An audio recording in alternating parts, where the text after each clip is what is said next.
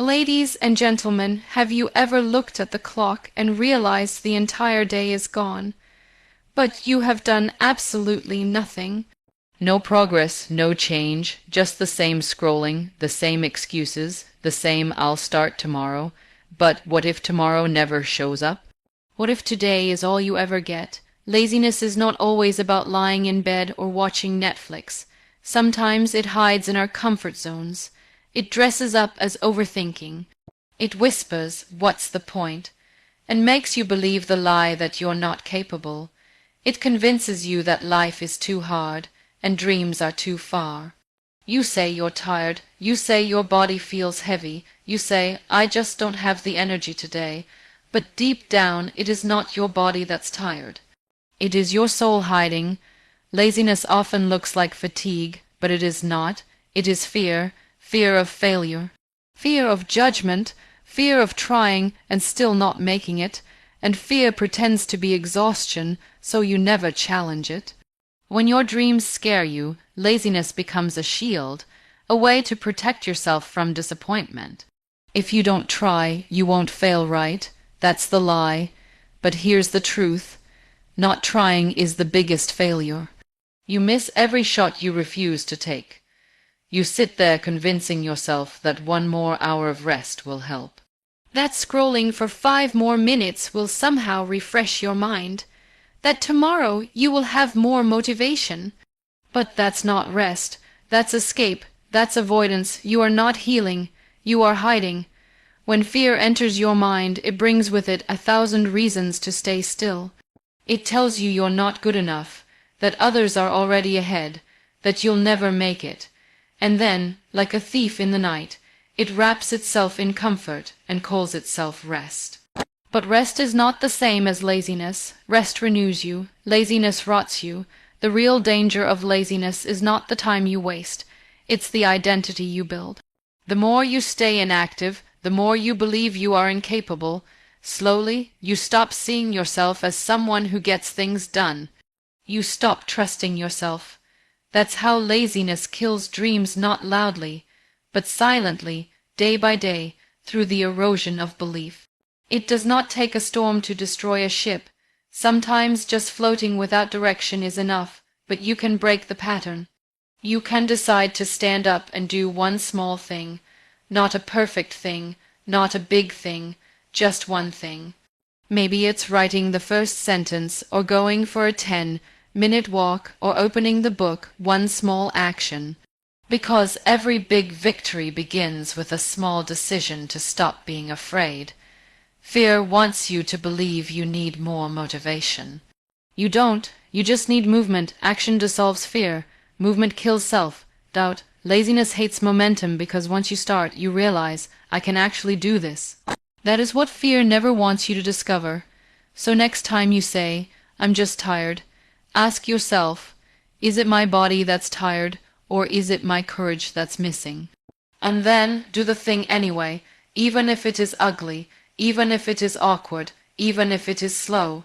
Because you owe it to yourself to prove that fear is just a mask, and laziness is just a name you give to a dream unlived. Your comfort zone feels safe. It feels warm, predictable, and manageable, but that safety is a trap. It is a quiet little prison with invisible walls, and the saddest part is those walls were built by your own hands. Every time you say, "I'll start later," every time you choose familiar over effort, every time you avoid discomfort, you add another brick. You think comfort is peace, but peace does not come from hiding. It comes from growth, and growth only happens when you step into the unknown. Yet, again and again, you choose routine. You stay where it's easy, where nobody questions you, where your dreams do not feel too big, because you do not let them breathe. You keep telling yourself that you are okay, that this is just temporary, that life will change soon. But life does not change on its own. Life responds to movement. It responds to bravery, and if you are standing still, life will leave you behind. Every single day you spend in your comfort zone, you shrink a little more, not in size but in spirit. You stop stretching, you stop reaching, you stop imagining, You let go of the bold version of yourself and settle for the one who just survives. The scary thing about comfort is how silently it convinces you to stay. It does not yell, it whispers. It gives you reasons. You've done enough today. It's too late to try something new. What if people laugh at you? And little by little, those whispers become your reality. You begin to think playing small is wisdom, that not trying is maturity, that silence is strength, but deep inside you know the truth. None of this is making you happy. You were not born to stay where it's easy. You were born to explore, to fall, to rise, to create. Your comfort zone does not care about your dreams. It only cares about your safety, and the longer you live there, the more your courage fades. People do not get stuck in life because they lack talent. They get stuck because they keep waiting for things to feel right. They wait for the fear to disappear. They wait for clarity, but comfort will never give you clarity. It will only numb you until you forget why you even started dreaming in the first place. Think about the moments in your life when you felt truly alive. The moments when your heart was racing, your hands were shaking, and your mind was screaming, "I can't do this," but you did it anyway. Those are the moments that changed you, and none of them happened inside your comfort zone. You have to stop living like you have unlimited time. You don't. Every moment you delay, you lose something you can never get back. Time does not pause for your fear. It does not stop so you can gather the courage. It moves forward, with or without you. The door is open. It always has been, but stepping out means you will have to face failure. You will have to face judgment. You will have to face hard days, but on the other side of all that there is life, real life, the kind that makes you proud. The kind that makes you say, "I am becoming who I was meant to be." Comfort is a cage disguised as a blessing. It looks nice, it feels warm, but it keeps you from your wings. And wings were never meant to be folded. They were meant to fly. You just have to take the first step, not because you're not scared, but because you're tired of pretending you're not meant for more.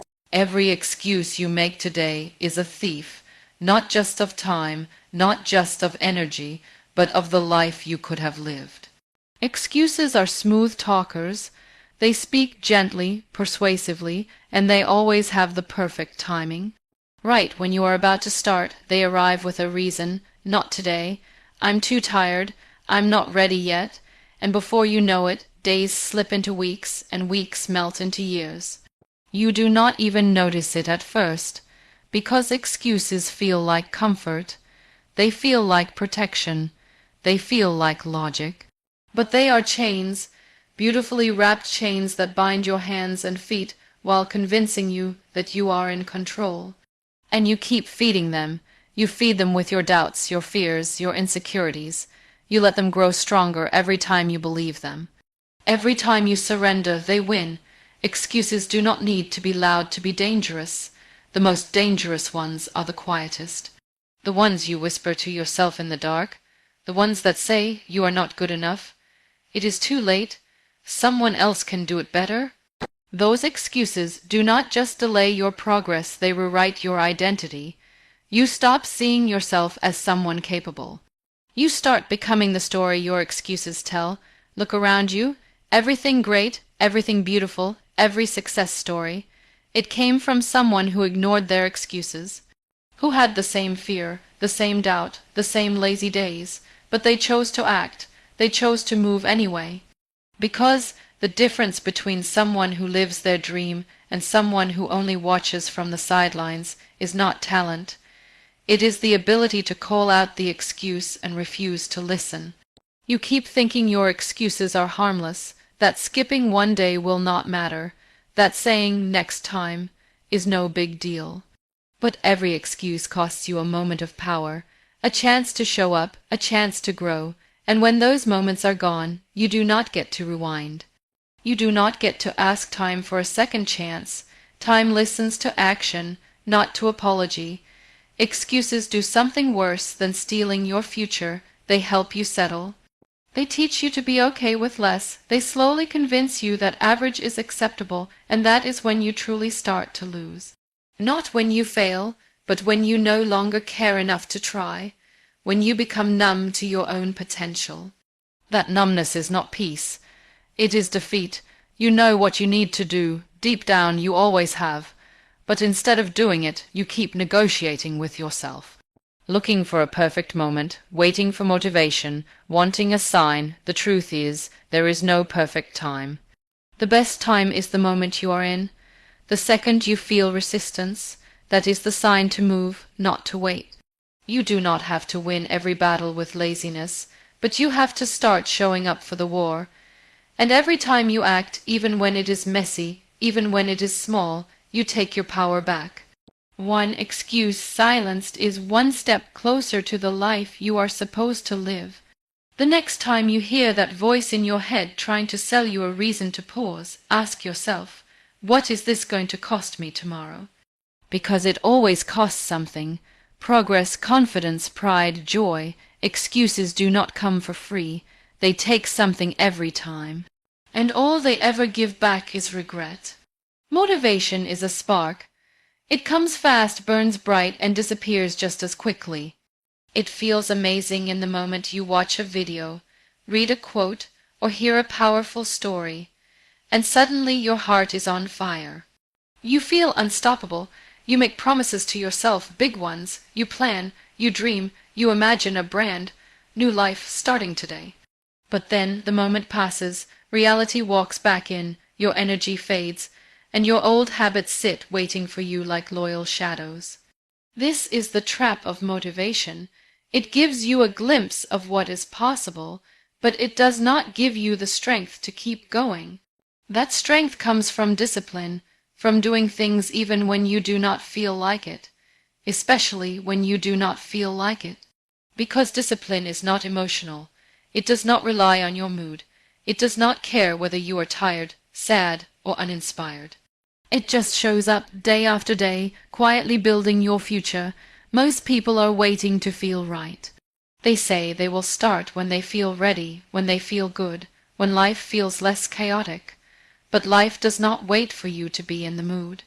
Life rewards consistency, and discipline is the only bridge between your dreams and reality. It is not fancy. It is not exciting, but it is solid. It holds you up when motivation falls apart. Think about the people you admire. The athletes, the writers, the creators, the builders, they are not always motivated, but they have trained themselves to keep going. They have routines, habits, systems. They do not need inspiration.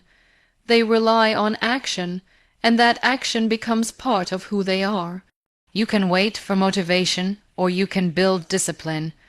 One will give you a few good days. The other will give you a lifetime of results. Motivation is like weather. It changes, but discipline is like a compass. It points you forward, no matter the storm. You have to stop chasing the feeling and start respecting the process. Some days you will hate it. You will want to quit. You will argue with yourself. But if you push through, even a little, that is where growth begins. Not in the glamorous moments, but in the gritty ones. When you wake up early even though you want to sleep. When you study even though your brain is tired. When you practice even though no one is watching. That is where greatness hides. Discipline is not about being perfect. It is about being committed. Missing one day does not break you, but quitting does. And the more you show up, the more your mind learns to trust you. You stop needing willpower because you build momentum. Discipline turns into identity. You stop saying, I want to become, and you start saying, I am becoming. It is easy to dream. It is easy to start, but it is hard to stay. That is why so few people make it to the top. Not because they are more talented, but because they kept walking when others sat down. They chose effort over comfort. They chose discipline over mood. You have what it takes, but the world will only see it if you show up, again and again, even when it is boring, even when no one claps, even when nothing seems to change, because that is where change is born, in the quiet, in the repetition, in the discipline that refuses to quit. Time has never paused for anyone. not for kings, not for saints, not for dreamers, and it certainly will not pause for your hesitation. Every second you spend waiting is a second you never get back. You tell yourself you are thinking, you are planning, you are being careful, but what you are really doing is delaying. And while you delay, the clock keeps ticking, the world keeps turning, and opportunities keep slipping through fingers that never reach for them. There is a quiet danger in hesitation. It is sneaky, it feels responsible, it dresses up like caution. But underneath it is fear, fear of getting it wrong, fear of looking foolish, fear of stepping into something new and being seen as a beginner. So you stay where it feels familiar, where the risks are low, where failure feels far away. And while you wait, someone else with half your talent and none of your fear is out there making moves. You keep thinking you need more clarity. You want signs, signals, certainty, but time does not offer those. It offers moments, and those moments demand decisions. You do not get the luxury of sitting still while expecting progress. Life rewards the doers, not the doubters, and the truth is, not choosing is still a choice, not acting is still action. It is just action in the wrong direction. You tell yourself that there will be a better time, that next week you will feel stronger, more focused, more ready. But that next week is a myth. You are not going to wake up one day and suddenly feel fearless. Fear is part of the journey. Doubt walks beside you. You do not need to wait for it to leave. You need to start walking anyway. The people who build lives they are proud of are not always the most confident. They are the ones who move despite the noise in their head. They feel the fear and step forward anyway. Because they know time is not patient, time is moving. It does not slow down because you are unsure. It does not rewind for your regrets. It does not care about your perfect timing. It only offers you now. When you hesitate, you fall behind, and the longer you wait, the harder it is to catch up, not just with others, but with the version of yourself you were meant to become. The more you delay, the more distant that version becomes, and one day you may look in the mirror and not recognize the person staring back. Not because you changed, but because you never allowed yourself to grow. Time is not your enemy, it is your mirror. It reflects what you do with it. If you waste it, it shows you regret. If you honor it, it shows you growth. And it is never silent. It is always whispering, always ticking, always asking, "What will you do with me?" The truth is, action beats planning when planning turns into procrastination. You do not have to be brilliant to begin, you just have to begin. That first step, shaky and unsure, matters more than 1,000 perfect intentions. Because time will not slow down for your thoughts, it moves with your actions, so the question is not whether you have enough time. The question is whether you will use it before it is gone. Because time has a rule, it does not stop. Not for your fear, not for your doubt, not for your laziness, and the ones who succeed are not the ones who waited the longest. They are the ones who stopped waiting. Blaming others is the easiest thing to do. It gives you a way out, a way to protect your ego, to hide from the truth, to avoid responsibility. When things go wrong, you look around for someone to point at. Your parents, your teachers, your circumstances, your past, your pain. It feels lighter to say it's not my fault, but that sentence carries a heavy cost because the more you say it, the more powerless you become. Every time you blame someone else, you hand them the steering wheel of your life. You make them responsible not just for your pain, but for your progress. You say they messed it up so I can't fix it, and with that you sit back and wait for an apology, for a rescue, for something that may never come. Meanwhile, your goals wait too. Your growth waits, your dreams wait, and eventually they start to fade. It is not about denying what happened to you. People hurt you, life was unfair, things went wrong that were not your fault. But healing is not about proving who caused the damage. It is about taking back the pen and choosing how the story continues. Because as long as you are stuck on the first chapters, You never get to the part where you rise. Blame is like a shield that slowly turns into a cage. It feels like protection, but it becomes your prison. It keeps you stuck in the same patterns, reliving the same problems, repeating the same excuses. You keep saying they need to change, but what if they never do? Will you let your entire life depend on someone else's behavior? The day you stop blaming is the day you take your power back. It is not weakness to say, I am responsible now. It is strength. It means you are ready to stop being a victim and start becoming the author. It means you are done waiting and finally ready to act. No more if only and why me, just what now, and how can I grow from this? People who succeed do not have easier lives. They just stop using pain as a reason to pause. They use it as fuel. They do not deny their story, they rewrite it. Not out of arrogance, but out of courage. Courage to face the mirror and say, maybe I did not cause all this, but I'm the one who has to change it. You think blaming helps you stay strong, but it actually makes you fragile, because the moment life hits you again, and it will, you have no tools to fight back. You are left waiting for someone else to fix it. That is not strength, that is surrender. Responsibility is not about guilt.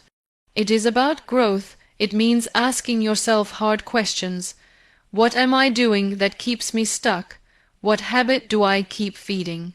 What lie do I keep telling myself? And when you answer honestly, you begin to see that the only person standing between you and your potential is the one in the mirror.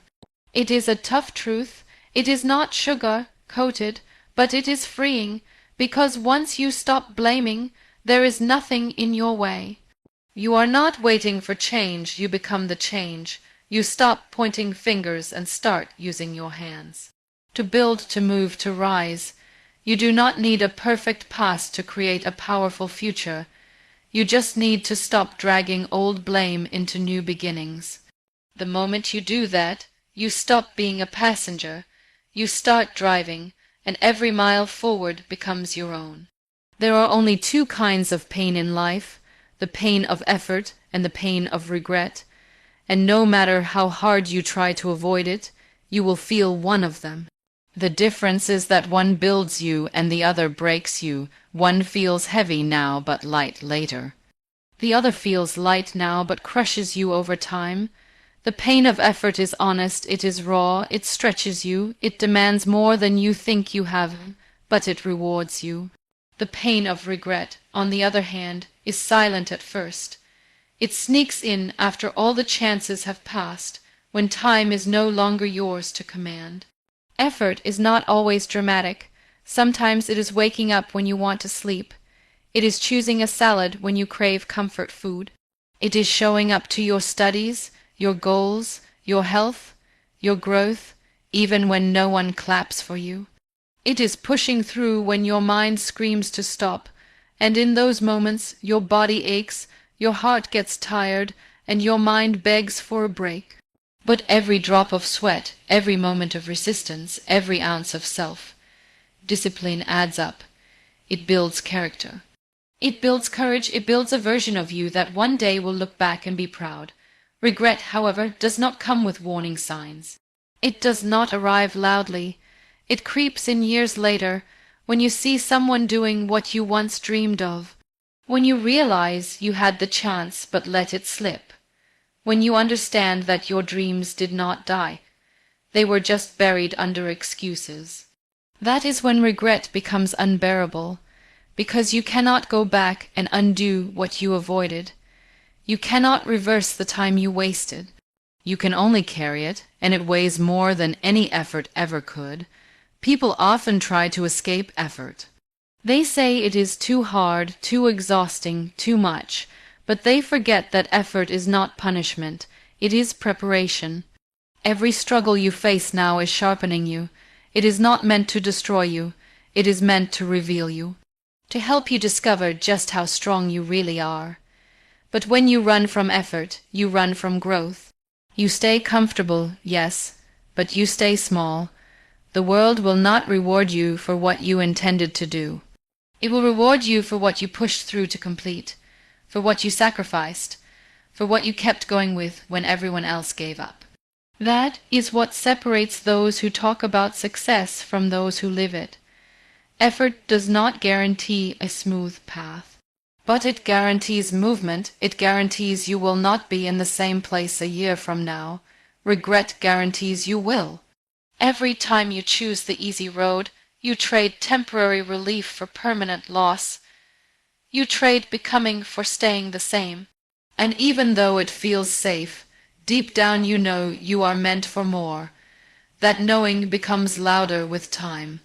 That voice becomes sharper, and the longer you ignore it, the more painful it becomes. Effort is not the enemy. It is the cost of greatness, and it is a cost you pay daily, with time, with energy, with focus. But it is a price that buys you freedom. Freedom to live without wondering what if.